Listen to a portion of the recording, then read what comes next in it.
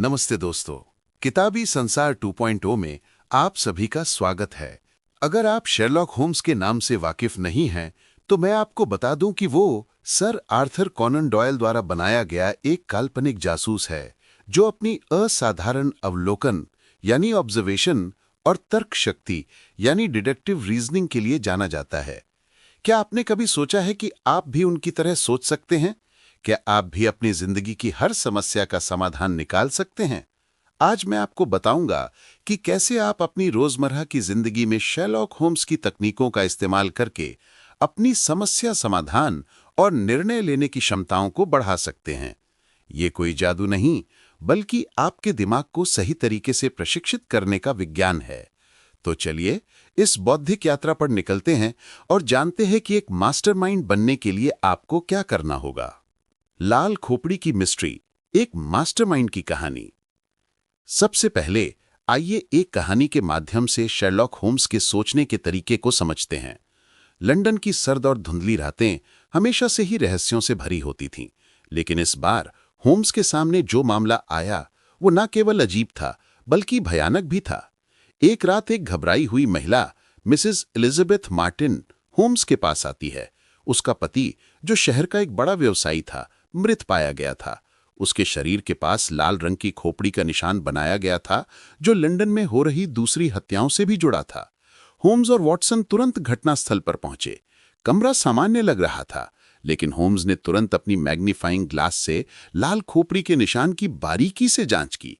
उसने पाया कि निशान की रेखाएं एकदम साफ थीं, जैसे किसी प्रोफेशनल ने बहुत सोच समझकर इसे बनाया हो। होम्स ने वॉटसन से कहा कि यह किसी साधारण अपराधी का काम नहीं है। यह निशान किसी ऐसे इंसान का है जो अपने काम में माहिर है। जैसे जैसे होम्स ने मामले की तहकीकात की, उसे पता चला कि यह निशान सिर्फ इस हत्या तक सीमित नहीं था। यह निशान एक सीक्रेट संगठन द रेड स्कल से जुड़ा था, जो लंदन के अमीर लोगों को डराने और उनसे अपनी मांगे मनवाने के लिए बनाया गया था। लेकिन होम्स को एक बात हैरान कर रही थी। मिस्टर मार्टिन खुद भी इस संगठन का हिस्सा थे, तो उनकी हत्या क्यों की गई?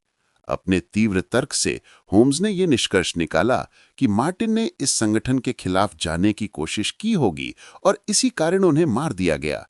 होम्स ने एक जाल बिछाया। उसने मिसेस मार्टिन को सलाह दी कि वो अपने पति के अंतिम संस्कार में सभी बड़े व्यापारियों को बुलाएं।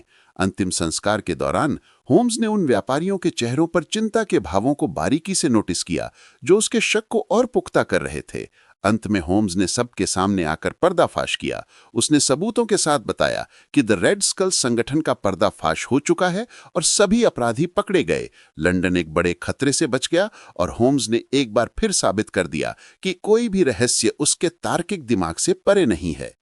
ये कहानी हमें सिखाती है कि शेरलॉक होम्स सिर्फ देखता नहीं, बल्कि अवलोकन करता है, और सिर्फ जानकारी इकट्ठा नहीं करता, बल्कि उनका विश्लेषण करता है।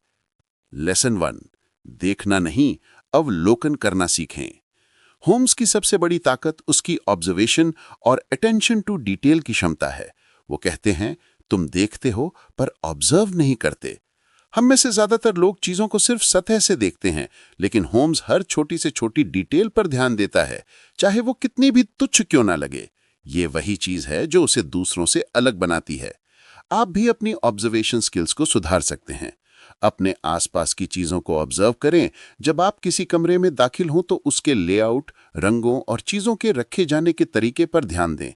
बाद में याद करने की कोशिश करें कि आपने क्या क्या देखा। लोगों की बॉडी लैंग्वेज पढ़ें।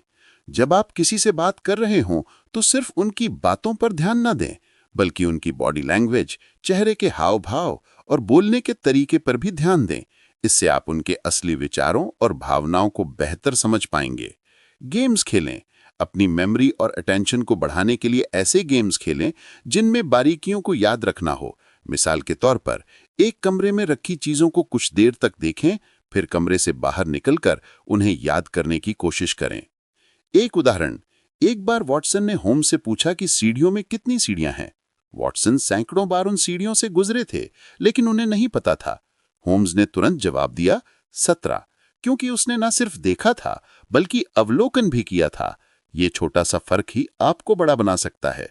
लेसन 2, अपने ब्रेन एटिक को व्यवस्थित करें। होम्स के दिमाग को ब्रेन एटिक कहा जाता है। वो मानता है कि हमारा दिमाग एक सीमित जगह वाला स्टोर रूम है जिसमें हमें केवल वही जानकारी रखनी चाहिए जो हमारे लिए सच में महत्वपूर्ण और उपयोगी हो। जानकारी को फिल्टर करें। आज की डिजिटल दुनिया में हमारे पास जानकारी की बाढ़ है। होम्स का सिद्धांत हमें सिखाता है कि हमें अनावश्यक जानकारी से अपने दिमाग को नहीं भरना चाहिए। सेलेक्टिव मेमोरी, ये महत्वपूर्ण है कि हम उन जानकारियों को चुनें जो हमारे जीवन में या हमारे काम में सच में काम आएंगी। जैसे किसी जासूस को इतिहास के बारे में जानने से पहले अपराधियों के पैटर्न और उनके तौर तरीकों के बारे में जानना ज्यादा जरूरी है। नियमित रख रखाव, जैसे किसी एटिक को समय समय पर साफ करना पड़ता है, वैसे ही हमें अपने दिमाग को भी नियमित रूप से साफ करना चाहिए। नियमित रूप से सीखी हुई चीजों को दोहराना और पुरानी अनुपयोगी जानकारी को हटाना महत्वपूर्ण है। अपने ब्रेन एटिक को व्यवस्थित करके आप अपनी सोच को और अधिक केंद्रित और सटीक बना सकते हैं। लेसन 3, कल्पना और रचनात्मकता का इस्तेमाल करें। शर्लॉक होम्स को अक्सर एक तर्कशील व्यक्ति के रूप में देखा जाता है, लेकिन उसकी सफलता का एक बड़ा हिस्सा उसकी कल्पना और रचनात्मकता में निहित है। अलग अलग दृष्टिकोण। होम्स सिर्फ उपलब्ध तथ्यों पर निर्भर नहीं रहता, वो अपनी कल्पना का उपयोग करके अलग अलग संभावनाओं और स्थितियों की कल्पना करता है। वो सोचता है कि अगर ऐसा होता तो क्या होता। सिनेरियो विजुअलाइजेशन, जब भी वो किसी समस्या का सामना करता है तो वो अपने दिमाग में अलग अलग संभावित परिणामों की कल्पना करता है। ये तकनीक उसे सही दिशा चुनने में मदद करती है और संभावित जोखिमों से भी अवगत कराती है। दिमाग को खुला रखें। किसी भी समस्या का सिर्फ एक समाधान नहीं होता। अपनी सोच को नए और अनोखे तरीकों से इस्तेमाल करके आप ऐसे समाधानों तक पहुंच सकते हैं जो सामान्य सोच से परे होते हैं। लेसन 4, भावनाओं पर नियंत्रण रखें। होम्स का सबसे बड़ा गुण उसका भावनात्मक नियंत्रण है।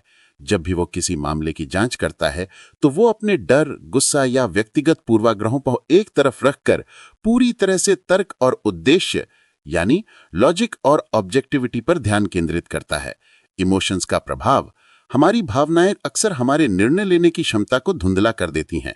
जब हम भावनात्मक रूप से परेशान होते हैं तो हम तार्किक रूप से नहीं सोच पाते। स्टोइक दर्शन, होम्स का ये गुण स्टोइक दर्शन से बहुत मिलता जुलता है, जो हमें उन चीजों पर ध्यान केंद्रित करने के लिए सिखाता है जिन्हें हम नियंत्रित कर सकते हैं और उन पर अपनी ऊर्जा बर्बाद ना करें जिन्हें हम बदल नहीं सकते। स्पष्ट और निष्पक्ष सोच, अपने इमोशंस को नियंत्रित करके ही आप किसी भी चुनौती का सामना करने के लिए बेहतर तरीके से तैयार हो सकते हैं। इससे आपकी सोच स्पष्ट और उद्देश्यपूर्ण बनती है, जिससे आप सही निष्कर्ष पर पहुंचते हैं। तो दोस्तों, ये थे शेरलॉक होम्स के मास्टरमाइंड बनने के कुछ महत्वपूर्ण सिद्धांत। अपनी ऑब्जर्वेशन और अटेंशन टू डिटेल को बढ़ाकर, अपने दिमाग को व्यवस्थित करके, अपनी कल्पना का उपयोग करके और अपनी भावनाओं पर नियंत्रण रखकर आप भी अपनी जिंदगी की मिस्ट्रीज को सुलझा सकते हैं। आपको ये समरी कैसी लगी? आप किस सिद्धांत को सबसे पहले अपनाना चाहेंगे? अपने विचार कमेंट्स में हमारे साथ जरूर शेयर करें। और हाँ, अगर आप भविष्य में भी ऐसी ही ज्ञानवर्धक और विचार उत्तेजक बुक समरी सुनना चाहते हैं तो किताबी संसार 2.0 को सब्सक्राइब करना ना भूलें। मिलते हैं अगली किताब में।